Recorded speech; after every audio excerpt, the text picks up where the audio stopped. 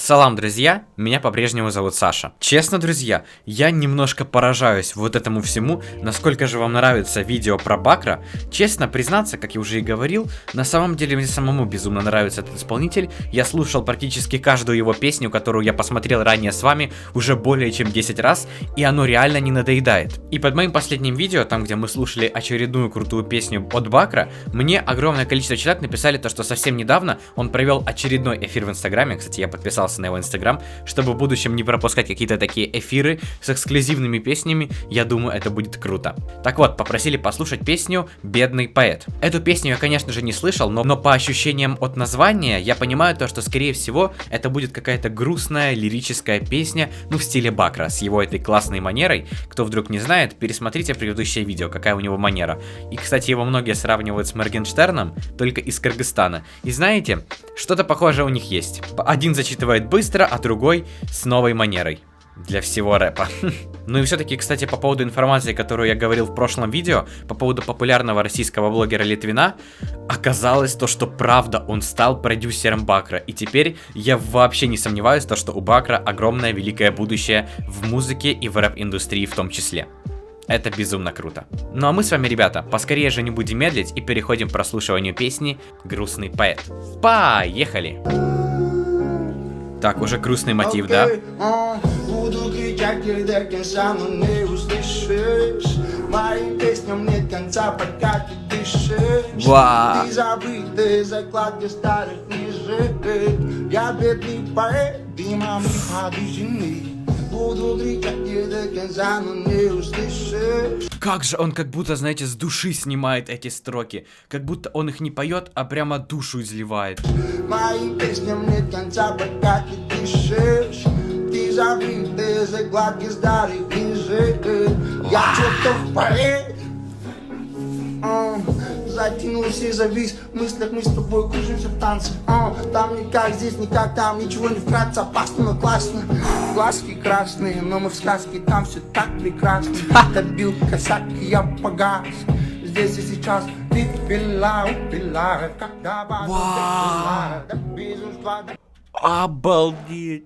Я не знаю как, но после того, как он начал вот это вот засчитывать, у меня аж по всему телу мурашки.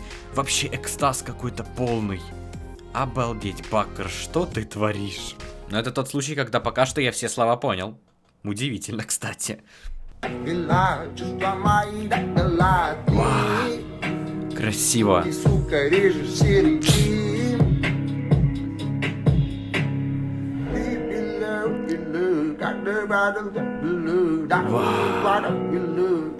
Как мне писали, просыпается голос Манаса, да?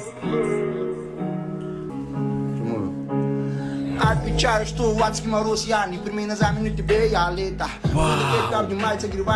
Как же он быстро, да? Дам тебе мотив не спеть этого куплета. По секрету буду Пропал. раздавать Wi-Fi, пизжак нета. Только ты мне поверь, ты мне доверишь. Я не как все, я не на все. Боже, какие же у него жизненные песни, знаете? Настолько строки там важны, знаете, он как бы рэпер, очень, знаете, есть, блин, что ж я повторяю, знаете. Короче, знаете, в общем, у многих людей по поводу рэперов сложился такой стереотип, по типу то, что они читают о всем подряд и ничего жизненного. Так вот, это полная противоположность тех рэперов, потому что здесь он просто читает про жизнь, печальные строки и как будто, знаете, всю свою боль с души показывает нам, поет о ней и рассказывает, и делится. Это кайф.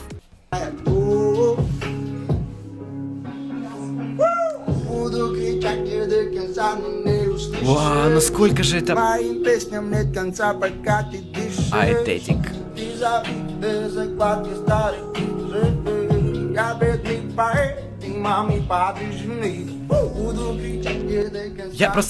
Знаете, он настолько харизматичный, как я уже говорил, ну, в каждом видео я это говорю, и чисто по его эмоциям видно, насколько же он сильно кайфует от вообще своего вида деятельности, от этой песни в том числе, и просто от всего, что происходит вокруг. И это круто, это классно.